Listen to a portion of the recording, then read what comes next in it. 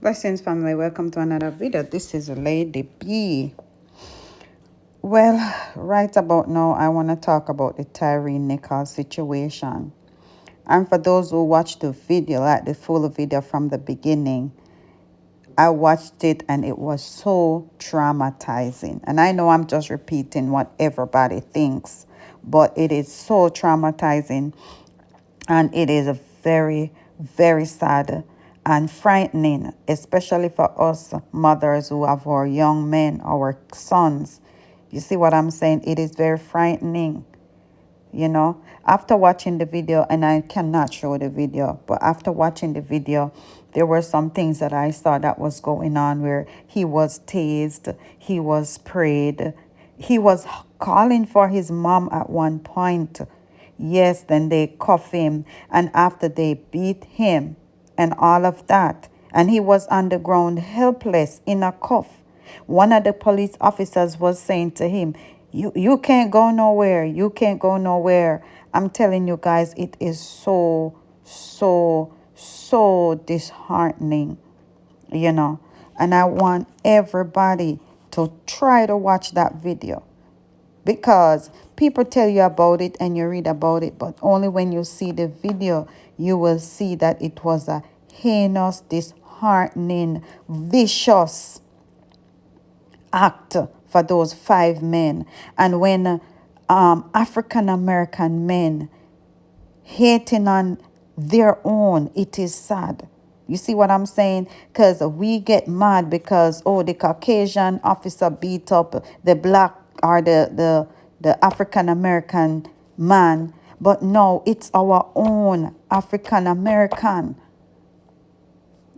abusing their own. It is very sad, me I tell you no.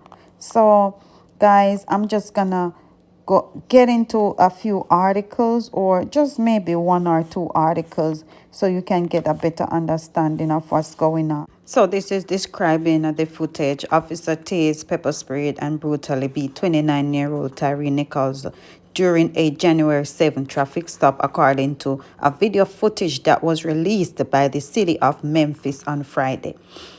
All right, so the footage was taken from a skycap camera and the officer's body camera, and it was split into 4 videos. Police can be heard yelling at Nichols to get out the car, and they forcibly remove him from the car. The video can be described by police officers and also the attorney for Nichols as absolutely appalling, alarming. Right? The video showed the officers kicking Nichols at least twice in the face, striking him at least 3 or 4 times with a baton in the upper body area, punching him at least 4 or 5 times in the face, at least 3 more times in the upper body, and kicking him at least twice in the abdomen, right? So they were even using curse words. Go on the effing ground. I'm gonna tase your ass. And you could hear him yelling that he's on the ground. He's on the ground, right? And it's like, it is so sad. So, and Nichols was saying that he's just trying to go home. He's just trying to go home. And it also shows several officers were using pepper spray. So a 4th officer looks on before walking over to strike Nichols with a baton. Nichols manages to get on his feet before officers appear to punch him in the face multiple times. Then 3 officers force him onto the ground. Right? It was like 5-1. That is more than bullying. That is so sad. Then more officers came in the frame, with 1 officer attempting to hold his feet.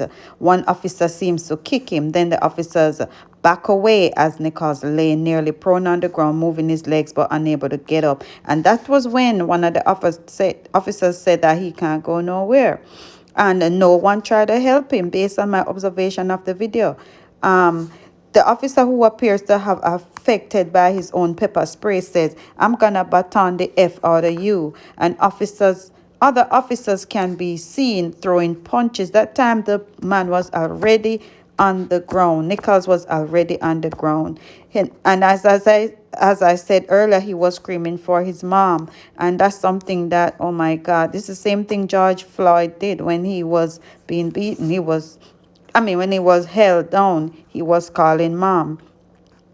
A few minutes later, the body cam still blocked, and officer says that mother effer on something. He cutting through traffic and everything. And they were just hanging around talking. I looked at the video. Nobody was trying to help him, you know. They were just talking like, and the guy was on the ground. Nobody tried to help him. While Nichols was on the ground, the officers were recapping the event. Can you imagine? They were recapping the event, you know. So the Memphis mayor, Jim Strickland, said the video is just beyond anything he's ever seen. And the police chief, C.J. Davis, said this: "You're going to see a disregard for life, a duty of care, and we're all sworn to, and a level of physical interaction that is above and beyond which is required for enforcement. I'm sure, as I said before, that individuals watching will feel what the family felt. If you don't, then you're not a human, and we are all human beings." Now, for those who don't know, Nichols died January 10th, 3 days after the traffic stop near his mother's home, and after what the Memphis police called a confrontation, which that was not a confrontation, you know. 5 officers of the Memphis police station were fired, and on Thursday they were indicted with charges of second-degree murder, aggravated assault acting in concert, 2 counts of aggravated kidnapping, 2 counts of official misconduct, and 1 count of official oppression. Right now I'm going to let you listen to attorney Ben Crump, who is among the set of attorneys for the family of Tyre Nichols. Now, this justice was done or initiated in a very swift way, and that was one thing that Mr. Crump pointed out. You know, the family wanted first degree murder, but they were, you know, accepting the charges for right now. So those were some of the things that the attorney was talking about, and he even mentioned that when it's white officers, it's important for the justice to be this quick and swift. So go on, listen to what him have to say. Drop your comment in the comment section. Guys, be respectful. Let me know what you think about the situation. Thank you so much, Pastor Thomas, again, for allowing us to be in your cathedral. I'm attorney Ben Crump, and along with attorney Tony Ramanucci, attorney Ernestine Doyce, and attorney Van Turner, who is also the president of the Memphis chapter of the NAACP. We are proud to represent the family of Tyre Nichols. Also present with us, of course, is Bishop Williamson, who has been a steady faith leader for us in this ordeal, as well as Kareem Ali, who is a Memphis native, who is my investigator, but also is a person in the community who, even before the video came out, the community activists were saying that something isn't right about this. So I want to thank all those community activists and all those community people who stood up for justice even before we showed up, even before the camera showed up. I think they deserve a big round of applause.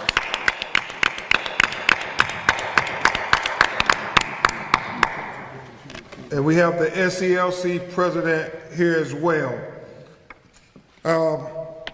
And obviously we have the people most affected by this tragedy, who are showing such grace under these tragic circumstances.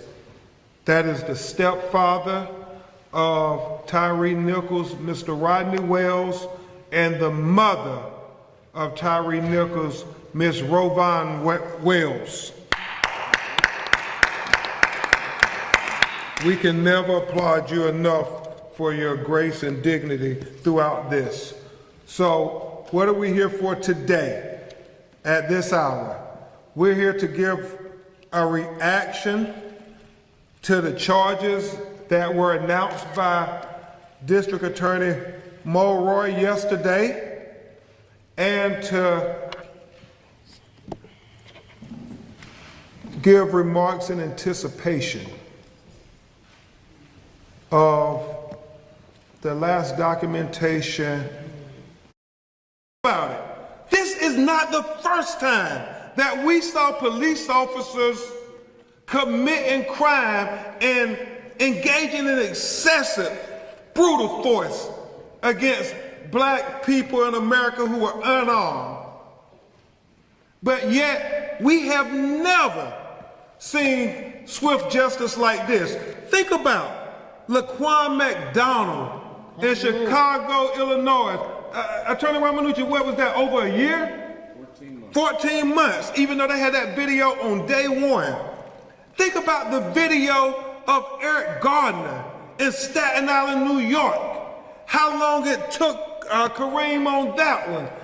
Think about all these cases. Alton Sterling, Silky in Baton Rouge, Louisiana, on video. Think about Pamela Turner, Houston, Texas, killed on video. It took years for them to bring charges in her case, even though they had the video day one. Think about Ronald Green in Louisiana. I mean, had that video for day one, took over a year to bring charges against them. I mean, so many, man, my God. Think about 14-year-old Tamir Rice on video.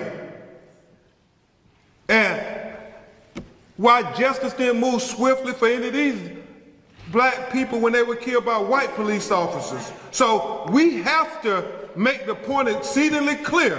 We now have the blueprint, America, and we won't accept less going forward in the future. We won't have black officers treated differently than white officers. We want equal justice under the law. Tyre deserved it, Tamir Rice deserved it, Ronald Green deserved it, Alton Sterling deserved it, Eric Gardner deserved it, Pamela Turner deserved it, all our children. Byron Williams deserved it. I mean, he was killed for riding a bicycle while black in Las Vegas on video. And yet the investigation is still going on over a year. And so we have a precedent that has been set here in Memphis. And we intend to hold this blueprint for all America from this day forward. This is the voice of the police chief, Serlin Davis, who had this to say about the incident. These officers were found to be directly responsible for the physical abuse of Mr. Nichols. Concurrent within that investigation, other MPD officers are still under investigation for department policy violations. This is not just a professional failing. This is a failing of basic humanity toward another individual. This incident was heinous, reckless, and inhumane.